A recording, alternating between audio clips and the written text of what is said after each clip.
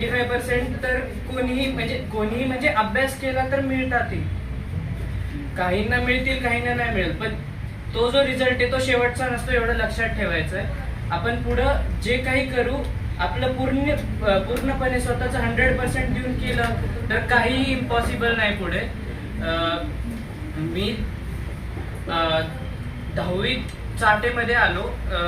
10वीत सुरुवातीला फाउंडेशन पासूनच इथे होतो. 10वीत काय मला काही एवढं चांगलं यश मिळवता आलं नाही, पण मी 11वी-12वीला चाटेच्या इंटिग्रेटेड कोर्समध्ये होतो. तर तेव्हा रोज जे शिकवत आहे त्याचं रोज घरी जाऊन रिवाईज करणे, त्याच्यानंतर त्याच्यावरचे काही MCQ म्हणजे कमीत कमी 20 तरी पर सब्जेक्ट MCQ करणे हे माझं रोजचं डेली टार्गेट होतं. कधी अचीव व्हायचा, कधी नाही व्हायचा.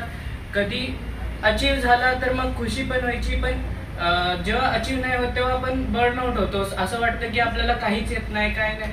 ते सगळं येतं, सगळ्यांच्या एका स्टेजला ते येतच, पण तो स्टेज आपण सहन करून पुढं अजून अभ्यास करून त्याचे जे तुम्हाला जमत नाहीये त्याच्यावरती काम करून पुढं अजून केलं पाहिजे. आता आपण 11वी, जसं की सगळेच बोलले की 11वी वेस्ट करणे हा सगळ्यात मोठा गुन्हा आहे.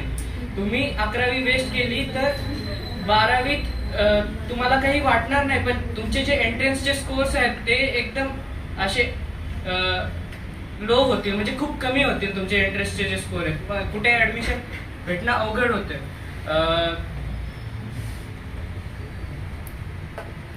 थँक्यू.